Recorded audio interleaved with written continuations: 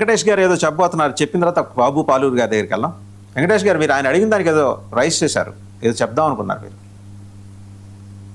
ఏదైతే ఏలూరు ఉదంతం ఉందో అక్కడ ఉన్నటువంటి లాయర్ గారిని దుర్భాషలాడటం కానివ్వండి, అర్ధరాత్రి పూట ఆయన ఇంటి మీద దాడి చేయడం కానివ్వండి, సోషల్ మీడియా కానీ మెయిన్ స్ట్రీమ్ మీడియాలో కానీ స్పష్టంగా అర్థమవుతున్నటువంటి విషయం.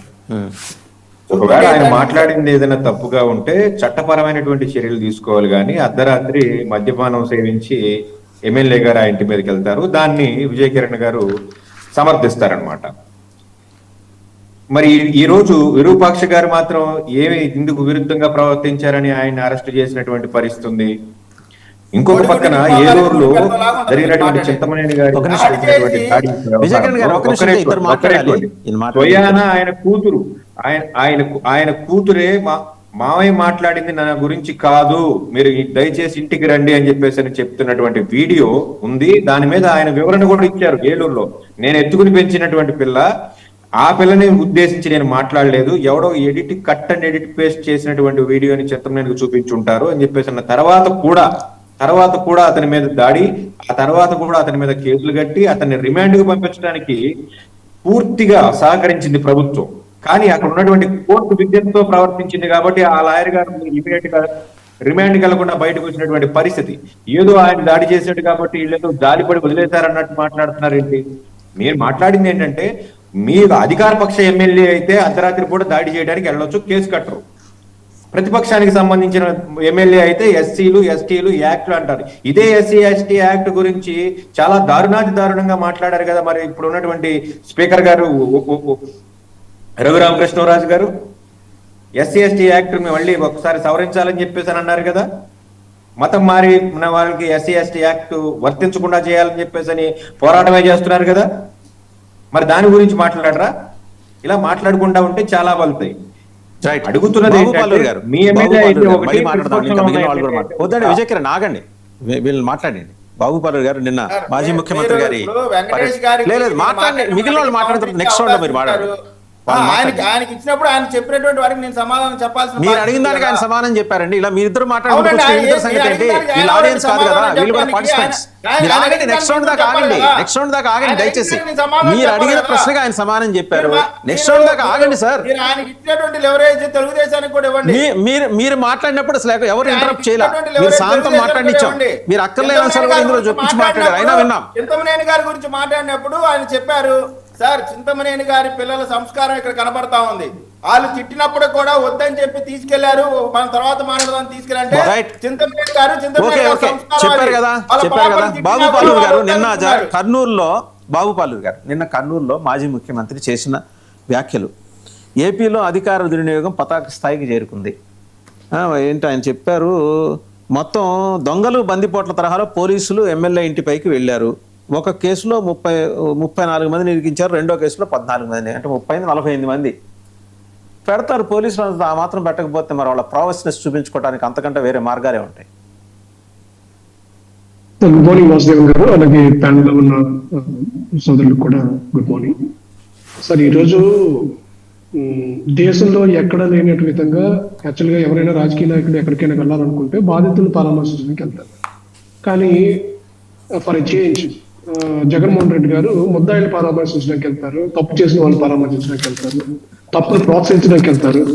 రప్పా నరికితే ఏముంది, అందులో తప్పే ఉంది అని అంటారు. గంజాయి కొట్టి పాపం చిన్నవాళ్ళు కుర్రవాళ్ళు ఇది గంజాయి కొట్టి వేధుల్లో వీరంగం చేస్తే వాళ్ళని కేసులు పెడతారా, వాళ్ళ మీద లాఠీ చార్జ్ చేస్తారా అని అంటారు. పాపం పసిపిల్లాడు రోడ్డు మీద ర్యాష్ డ్రైవింగ్ చేసి ఇంకో పసిపిల్లాడిని చంపేస్తే అక్రమంగా కేసులు పెట్టేసి అరెస్టులు చేయిస్తారా అని అంటారు. పాపం తెలుసో తెలియకో కొంచెం వయసులో పెద్ద ఆయన భూ కబ్జా చేస్తే అతని మీద కేసులు పెడతారా, రెడ్ బుక్ రాజ్యాంగం తీసుకొస్తారా అని చెప్పి మాట్లాడతారు.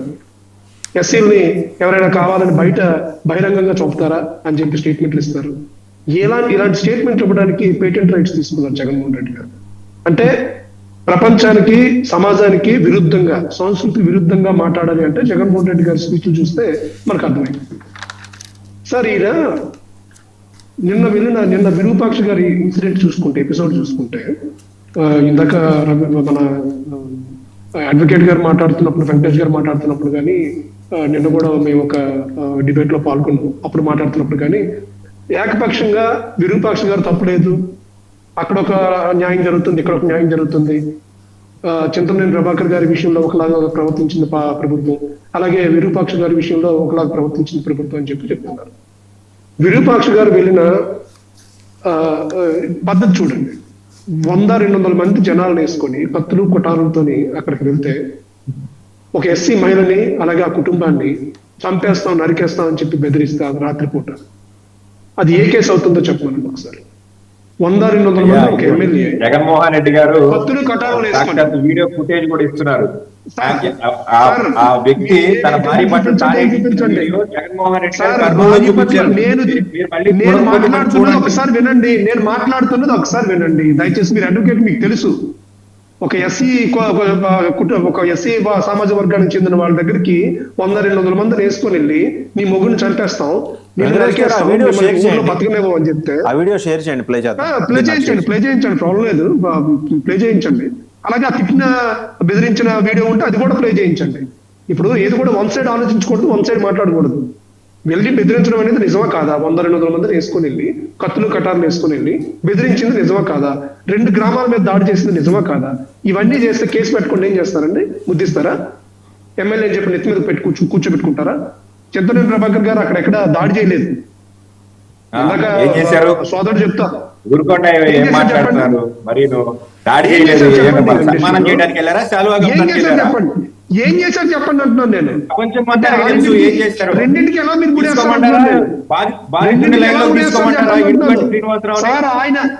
సార్ ఆయన వాళ్ళిద్దరు కూడా బెస్ట్ ఫ్రెండ్స్.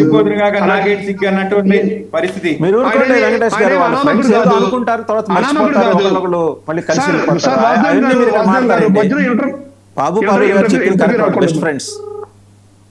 వాళ్ళ బెస్ట్ ఫ్రెండ్స్ లేకపోతే ఏం జరిగిందో అనేది తర్వాత చూద్దామండి. కానీ ఇక్కడ విరూపాక్ష గారు చేసింది కూడా మాట్లాడాలి కదా.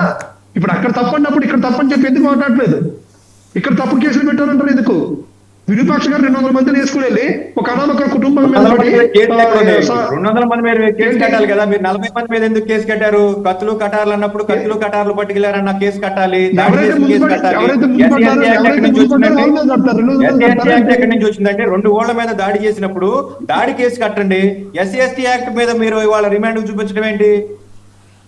మరి దేని మీద చూపిస్తారు? ఎస్సీ కుటుంబానికి ఊర్లో బతుకునేమో అని చెప్పి చెప్పండి. మీరు అడ్వకేట్ కదా,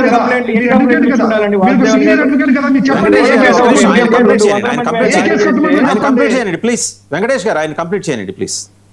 సార్ వాసుదేవన్ గారు ఒక ఎస్సీ సామాజిక వర్గానికి చెందిన ఒక మహిళ దగ్గరికి వెళ్ళి నీ మొగుని చంపేస్తా, నీ మొగుడు ఎక్కడో చెప్పు, లేదంటే నీ ఊర్లో బతికినావు అని చెప్పి 2 గ్రామాల మీద దాడులు చేసిన వ్యక్తి మీద ఏ కేసులు కట్టుకుంటారు చెప్పండి?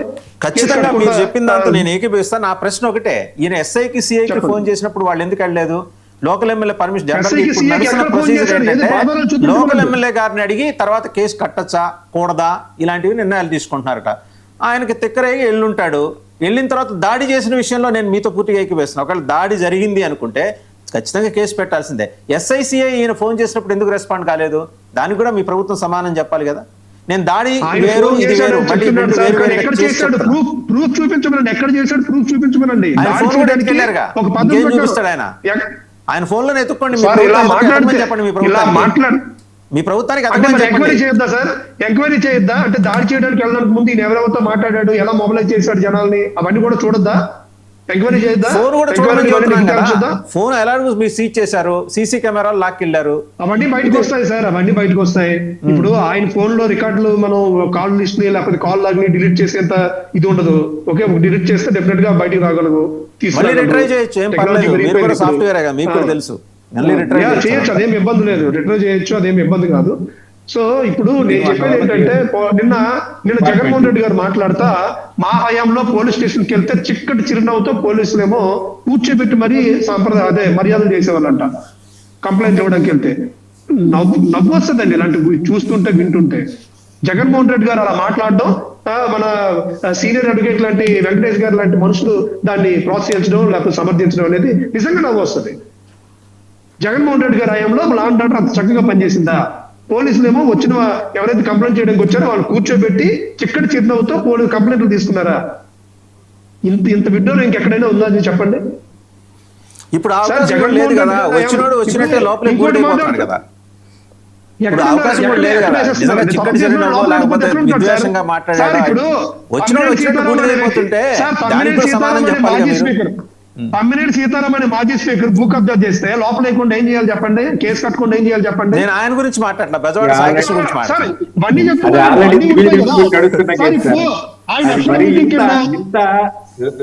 సార్ ఇక్కడ తమిళ సీతారాం ఎవరు చుట్టాలు లేరు, ఆయన భుజాలు మోసుకోవాల్సిన అవసరం కూడా లేదు ఇక్కడ ఎవరికి. ఓకే,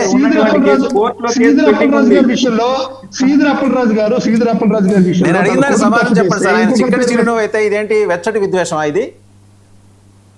సార్ తప్పు చేసిన వాళ్ళు కేసులు కడతారు, తప్పు చేసిన ఎవరిని ఉపేక్షించేది లేదు సార్. ఇప్పుడు అంటే కరోనా టైంలో పాపం మాస్కులు అడిగాడని చెప్పి ఆ డాక్టర్ చరిత్రలోకి వెళ్ళి ఇంకో రోజు ఒక సెలవు రోజు పెట్టుకున్నా, అవన్నీ మాట్లాడుకున్నా సెలవు రోజు. Please confine your self to the subject. మీరు జగన్మోహన్ రెడ్డి గారి గురించి అడిగారు, ఆయన ఏదో వీడియో పంపించారు, ఆ వీడియో చూడండి ఒకసారి. బాబు గారు రేపు గాంధీ గారి గురించి మాట్లాడుతున్నారు ఇండిపెండెన్స్ డే ముందర, ఈ లోపల జగన్మోహన్ రెడ్డి ఏం మాట్లాడాడు చూద్దాం ఒకసారి. నువ్వు స్పందించుంటే నేను పోవాల్సిన అవసరం నాకు ఉండేది కాదు కదా. నువ్వు స్పందించడం లేదు కాబట్టి నేను పోవాల్సి వస్తా ఉంది. నువ్వు బాగా పట్టించుకుని ఉంటే సమస్య ఉంది. సార్ నిన్న మీ మీటింగ్ లో చాలా మంది ఫ్యాన్స్ అవ్వచ్చు, పార్టీ అవ్వచ్చు, చాలా పోస్టర్స్ పెట్టుకొని అంటే దరికేస్తాము, చెప్పేస్తాము, మేము డైలాగ్ చెప్పు ఒకసారి, మళ్ళీ ఏమన్నాడు మళ్ళా చెప్పు. పూర్తి డైలాగ్ చెప్పాలా? పూర్తి డైలాగ్ చెప్పదు ఏంది? మళ్ళీ కొంచెం మైక్ తీసుకొని చెప్పు, బాగా వినపడుతుంది నాకు. ఏం జాతరలో మళ్ళీ చెప్పు. గంగమ్మ జాతరలో పొట్టేళ్ల తలకాయలు కోసినట్టు రప్ప రప్ప రప్ప రప్ప రప్ప రప్ప రప్ప రప్ప నరికేస్తాం. అదో పోస్టరా? అదే సినిమా డైలాగ్ అనుకుంటా స్వామి. యా cinema dialogue? Pushpa 2 sir. Pushpa cinema dialogue అది. మరి నువ్వే చెప్తున్నావు స్వామి. అంటే ఇప్పుడు పుష్ప సినిమా డైలాగులు పెట్టినా కూడా తప్పేనా? అసలు డెమోక్రసీలో ఉన్నామా, డెమోక్రసీలో లేమా స్వామి మనం? ఇది నాకు అర్థం కాదన్నా.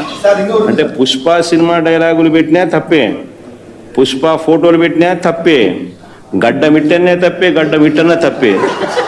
ఏంది స్వామి ఇది? ఏ ప్రపంచంలో ఉన్నాము? ఇదంతా డెమోక్రసీలో ఉన్నామా, డెమోక్రసీలో లేమా? మసూన్ గారు పాపం లేపో. కానీ అతను మీ పార్టీ సంబంధించిన వ్యక్తిగా ఆ మనిషికి టీడీపీతో ఇంత ముందు గతంలో తిరిగిన ఫోటోలు కూడా ఉన్నాయా? మెంబర్షిప్ కూడా ఉంది సార్. ఆ టీడీపీ సభ్యుడు కూడా మెంబర్షిప్ కూడా ఉన్నాడా? అంటే దాని అర్థం వీళ్ళే పెట్టించినారా? పెదకూరపాడు నియోజకవర్గం సార్. ఓ టీడీపీ సభ్యత్వం కూడా ఉందా మరి? మన ఇది బాగా చూడండి అబ్బా. అయితే సభ్యత్వం కూడా ఉందంట. మళ్ళీ ఏదైతే నేం లేపో పాపం లేపో, మనం అయినా కానీ ఏదో మారినాడు అనుకుందాం లే సంత. రైట్. మసూన్ రెడ్డి గారు నిన్న వెళ్ళి ఆయన ఏం మాట్లాడారు? దొంగలు బందిపోట్ల తరహాలో పోలీసులు ఎమ్మెల్యే ఇంటికి వెళ్ళారు. మీరే తరహాలో వెళ్ళేవారు మీ పరిపాలనలో? సో వాసుదేవన్ గారు ముందు మీరు వెళ్తే ఇందాక ఆయన చెబుతున్నారు బాబుబాలు చిక్కటి చిరునవ్వుతో పోలీసులు ఆదరించేవారు కదా.